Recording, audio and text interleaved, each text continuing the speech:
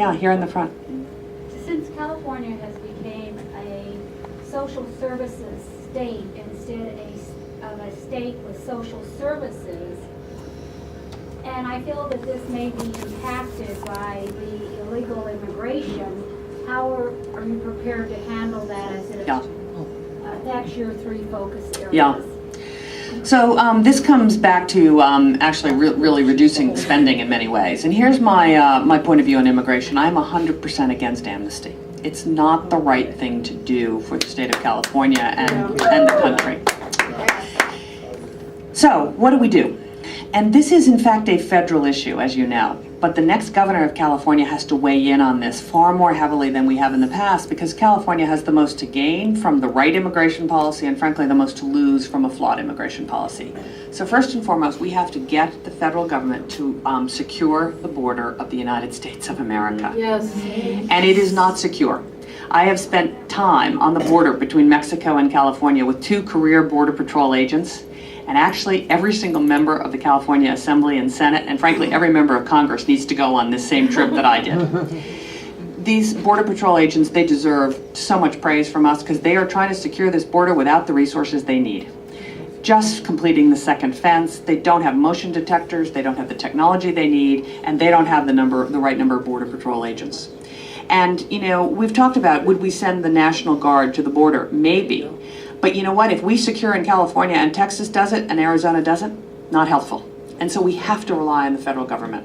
Second, we have to hold employers accountable for hiring documented workers. Yes. If we don't do that, the lure of good jobs will bring people illegally across this border. And so we have to do that. That's going to require an enhanced E-Verify system that lets you as an employer know, is that person standing in front of you legal to work here? And then in the Central Valley, we have to bring back a high-integrity guest worker program. This is the breadbasket of America. I spent a lot of time here in the Central Valley. I think it's my 4th visit to Bakersfield, my 18th visit to the Valley. We've got to get a guest worker program that can pick the produce and the food here.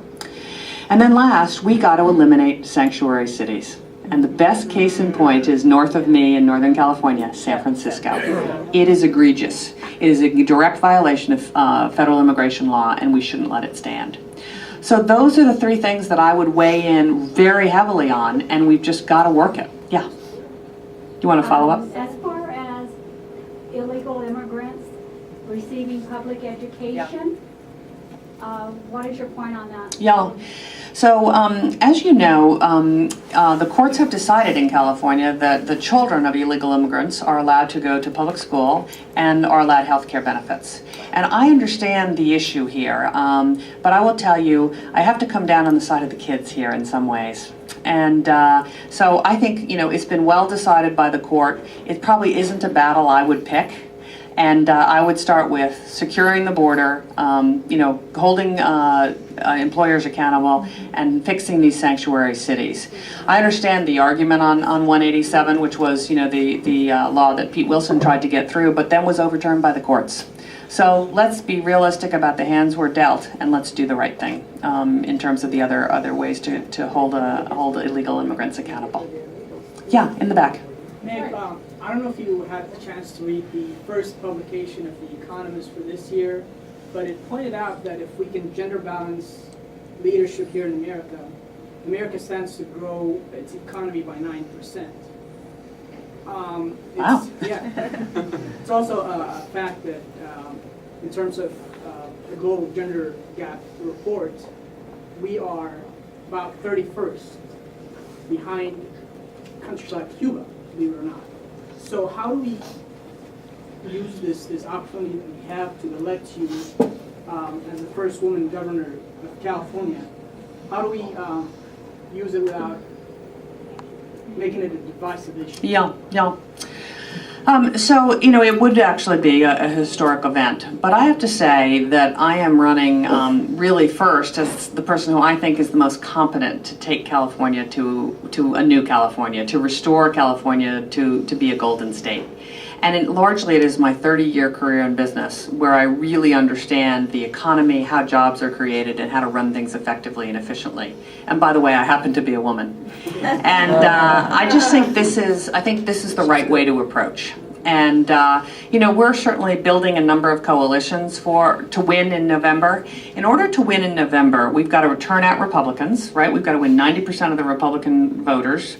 We have then got to win 20% of the Democrats, which I think we can do because there are many fiscal conservative Democrats who are deeply concerned with what is happening in the state. And then we got to go after 60% of the independents. And so I want to build 3 coalitions to do that, one of which is a women's coalition. And we have named our women's coalition Meg Whitman. And I hope each of you will join that coalition because women have left the Republican Party at an alarming rate. Then we have to build an 18 to 29-year-old coalition. And I see some 18 to 29-year-olds in the audience. This is something that's going to be hard work. What percentage of 18 to 29-year-olds voted in California for Barack Obama last November? Too many. 78%. Too many. Doesn't mean they're Democrats forever, but that's the most recent voting habit, and you know how hard it is to change voting habits. So we are working very hard to reach out to our 18 to 29-year-olds. We've got a great we've got a great college outreach program, and we've got a great outreach program for people in their first job. And I think we have a chance of winning this because what is the number one issue for 18 to 29-year-olds? Jobs. So that's that. And then last is I want to build a Latino coalition because 1 in 5 voters now in California are Latino. We need to win 35% of the Latino vote to win. So thank you for that question. Yeah. I own a small business here in Bakersfield. It's very expensive to hire somebody, but it's probably more expensive to fire them. I don't know how many people you had to let go when you were working for eBay, but when you get that phone call from the EDD and they put you on the defensive, the only thing they do is represent the person you let go. What are you planning on doing to help the business climate for the small businessman? It's called Sue Your Boss. I mean, it's a huge problem. And we were just rated, I think, 44th out of 50 states in terms of the lawsuit climate for small businesses. This is one of the easiest states to sue, and it's a remarkably litigious state. So we've got to actually do something about this. And I'm not sure what the right thing to do is, except for I have watched one of the bright spots, which is medical malpractice. I have some ideas. Okay, great. Well, I'd love to talk with you after. But medical malpractice is a bright spot here. There's a $250,000 limit on medical malpractice awards in California, which most people think has actually reduced the cost of care here and has been a good thing. We should extend that to product liability. We also should think about, is there a way to disincentivize frivolous lawsuits? It's in Britain, the loser pays the winner's lawsuit fees.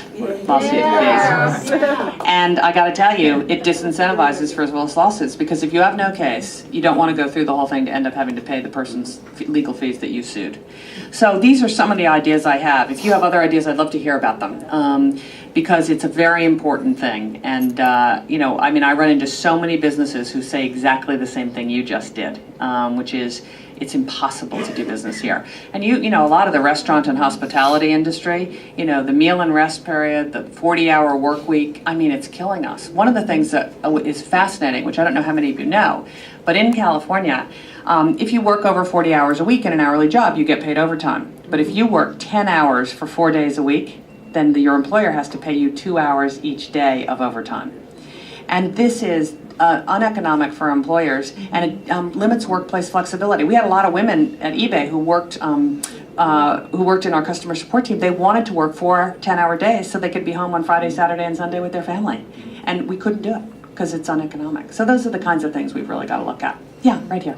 As one of the 15 candidates for Superintendent of Public Instruction, I'm curious as to your attitude of race to the top.